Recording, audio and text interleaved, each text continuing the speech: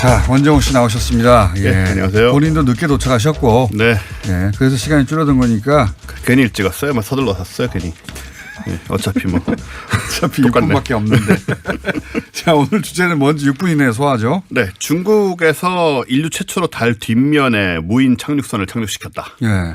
그 얘기인데 이게 달이 우리가 보면 항상 같은 면밖에 안 보이잖아요. 그래서 달 음모론에 달 뒷면이 많이 나오죠. 네. 달 뒷면에 거기에 뭐 우주인들이 있다. 뭐. 외계인 기지가 있다. 네. 심지어 이제 1950년대 네. 조지 아담스키 이런 UFO주의자들은 자기가 본인이 가봤다고 거기에 갔는데 숨도 쉴 수 있고 뒷면에 물이 있고 농장도 있다. 농장도. 예, 이런 주장을 했는데 그때는 검증할 방법이 없었잖아요. 그렇죠. 안 가봤으니까. 근데 이제 나중에 가서 그게 아니란 거 정도는 우리가 착륙은 안 했지만 이제 네. 그 회전을 하면서 네. 그 달 뒷면을 다 사진을 찍긴 했거든요. 착륙은 전면만 하고 네.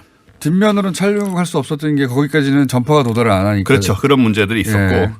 그 다음에는 사실은 그것도 그거지만은 의지가 별로 없었어요. 뒷면에 굳이 예. 뭐 가서 똑같은데. 뭐 하냐. 예. 네, 뭐 그냥 지역만 다른 거지. 예. 달에 착륙했다는 그런 상징적인 건 이미 다 한 거고. 60년대 말에 했어요. 이미 69년에. 그렇죠. 69년에 했고요. 그 다음에 뭐 저 궤도를 돌면서 사진 다 찍은 거니까 예. 굳이 이미 왜 달 착륙했냐. 뒷면에 지도는 있습니다. 있습니다. 다 있습니다. 예. 구글 문 하면은 들어가시면 다 나와 있고. 있는데 뭐 굳이 내려앉을 필요가 있느냐. 근데 이제 이 사실 기술이란 거는 거기 이제 위성을 띄운 거예요. 예. 그러니까 뭐냐면은 중계위성이죠. 예, 달의 위성이 아니고 지구를 도는 위성인데 달 뒤쪽으로 돌게. 예. 달보다 멀리 돌게 만든 거죠. 그래서 뒷면에 바로 직진해서는 전파가 안 가니까. 그렇죠. 요 위성을 중계를 해서 반사를 시켜서 예. 지구로 오게 만든 그런 시스템인데 사실 기술 자체는 그렇게 대단한 게 아니고 예.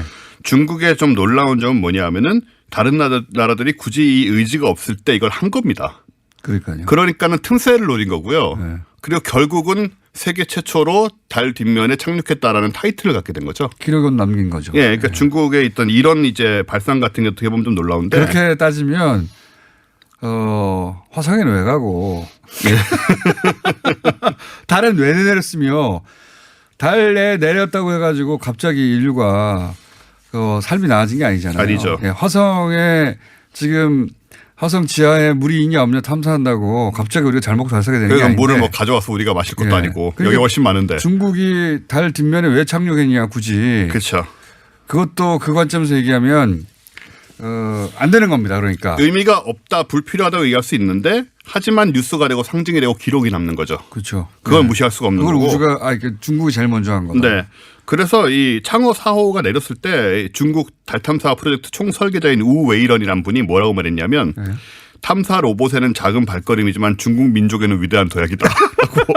이건 너무 따라한 거 아닙니까? 예, 그냥 패러디라고 닐 암스트롱의 첫 말을 네, 일부러 그렇게 했죠. 일부러 이렇게 한 거죠. 네. 하지만 농담같이 느껴지지만 중국의 야심과 중국의 어떤 우린 너희들이 아무것도 안 하는 이거를 신경 써서 하고 있다라는 이거는 대목이죠. 정말 부러워요. 우리도 그래서 우주청 만들어야 된다고 생각합니다. 아, 그렇습니다. 지금 네. 좀 심각한 게 뭐냐면, 중국은 지금 러시아하고 아주 긴밀하게 협조를 하고 있어요. 우주 네. 프로그램을. 그래서 돈도 굉장히 많이 투자를 하고 있고, 그 다음에 지금 이제 창어 4호 같은 경우도 거기서 그 로버가, 그러니까는 바퀴 달린 로봇이 내려서 지금 다니고 있거든요. 네. 거기 그런 배터리 기술, 뭐 원자력 엔진 같은 그런 기술도 다 러시아에서 얻어서 지금 쓰고 있고. 우주 관련 기술들은 첨단 기술의 상징이거든요. 그렇습니다. 네. 과거에는 일본이 미국으로부터 발사체 기술 받아가지고 네.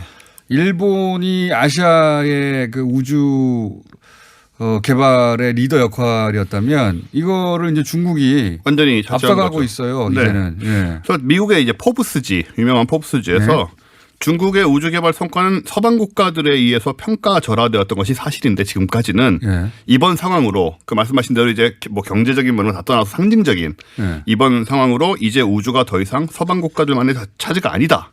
라고 포브스에서 얘기할 정도로 네. 중국의 우주 굴기가 지금 네. 엄청난 속도로. 저는 그러니까 우리나라 보수진이나 경제지들이 이런 얘기 좀 했으면 좋겠어요. 맨날 재처임금 얘기하지 말고 이게 당장은 수익이 안 되는 것 같아도 그게 사실은 상징적이고 브랜드가 되는 거거든요. 그렇습니다. 그 국가에. 예. 어쨌든 패러디로라도 무슨 중국 민족에는 위대한 도약이다 이런 말을 할 수 있는 일을 했다는 거. 이거 언제까지 계속 쳐다보고만 있을 겁니까? 그렇습니다. 그래서 우리가 이제 빨리 좀 앞서 가지 못하더라도 쫓아는 가야 되는데 네. 지금 물론 뭐 여기 발사체도 나오셨고 그 단장님도 나오셨고 했지만 조금 더 관심을 갖고 조금 더 투자를 해야지. 조금 더 자원 투자하고 네. 우주청 같은 거 만들고 그렇습니다. 또 해야 합니다. 네, 미국은 우주군도 만들고 있는데 우리 그것까지는 아니더라도 우주군은 오버라고 보고요. 네. 누구랑 싸웁니까? 외계인이 쳐들어오지 않는데. 네, 러시아, 중국이 적이래잖아요. 실망스러운 모습이지만. 아니, 그러니까 그거를 말로만 하는 게 아니라 군대 직제 넣겠다는 거잖아요. 우주군. 그렇죠. 네, 직제 넣겠다는 거예요. 해군, 공군, 우주군 이런 그렇습니다. 식으로. 예. 정식으로. 예. 거기까지 가 있는데 네. 우리는 우주청도 없으니까. 좀 한 단계 업그레이드를 해가지고 조금 더 자율권도 주고 좀 더 예산도 확보하고. 문재인 정부 하에서는 우주청 만들어야 된다고 봅니다. 좀 듣고 계실 것 같은데 우리 지금 몇 번째 얘기하잖아요. 그렇죠. 이 정도 얘기하시면 예, 버스기사 아저씨도 볼륨 높이시는데. 달에 바로는 못 가도 우주청이라도 만들자. 네. 예, 원종호 대표였습니다. 예, 감사합니다.